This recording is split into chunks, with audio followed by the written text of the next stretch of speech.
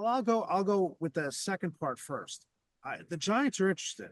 The Giants are interested in Matthew Stafford. If he becomes available, they will explore that, and that's probably at the top of their list. See what's the cost, what's the contract going to cost, because there's no question that Matthew Stafford, and even at age 37, even if there are questions, why would the Rams want to get rid of Matthew Stafford being on the doorstep of potentially winning a Super Bowl? Why would they get rid of Matthew Stafford? Well, the Giants have to explore that. You know, what Matthew Stafford means to the Rams, Stafford would stabilize the Giants at this point. Now, at what cost? Now, that's the other aspect of it. But Ty, every person you talk to here, reporters, we're all talking to each other. You talk to Ram reporters who are like, we don't think this is happening. You talk to other reporters from other teams. Why? It comes down to why would Sean McVay want to break up something with Matthew Stafford over $10 million? Let's be honest, it's all fungible. The cap is all fungible. And the Rams just hit on young player after young player after young player.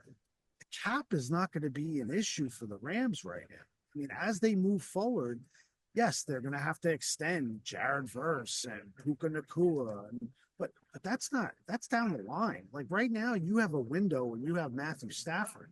You're going to haggle over $10 million worth of salary when I'm looking at it and I'm saying, if I'm the Giants and I make the trade for Matthew Stafford, he wants $100 million for 2 years, and that's going to get him here. Well, then you know what? I'm signing him. And if I'm Joe Schoen and he won't admit this and he won't say this, and I don't blame him, but you know what? I'm taking Howie Roseman's path. And I'm saying the Giants have gone into the cap situation. Shane's biggest thing was to make sure that it was we got to stay flat in the cap.